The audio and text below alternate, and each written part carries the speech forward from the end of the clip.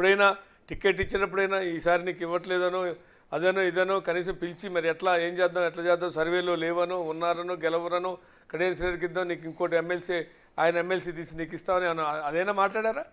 అది మాట్లాడకుండా మీ రిపోర్ట్ మంచిగా ఉంది, 49.7% మంచిగా బీఆర్ఎస్ పార్టీ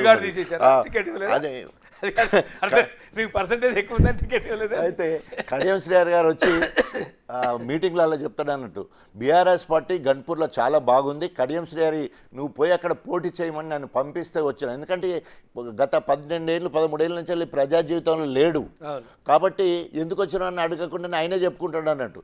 కానీ ఎన్నికల ఓటమికి సంబంధించినటువంటిది కారణాలు ఏంటి అనేది మీరు వ్యక్తిగతంగా అయినా సరే, మీరు అప్పుడు పార్టీలో ఉన్నప్పుడైనా లేకుంటే అసలు ఎందుకు ఓటమి చెందుతామని కానీ ఓటిన తర్వాత అయినా ఓటమి కారణాలు ఏంటి అనేది ప్రజలు ఎందుకు తిరస్కరించారనేది అన్న మీ వ్యక్తిగతంగా మీరేమనుకుంటున్నారు? ఇప్పుడు మా దగ్గర అంటే మీరంటే మీ ఒక్కటే కాదు రాష్ట్రంలో మొత్తం కూడా కుటుంబ నిరంకుశ పాలన, తర్వాత సహచార మంత్రులను కానీ ఎమ్మెల్యేలను కానీ కలవకపోవడం, ఆయన సొంత నిర్ణయాలు తీసుకొని ప్రజాప్రతినిధుల మీద కానీ ప్రజల మీద రుద్దడం కానీ చేసే కార్యక్రమాలు.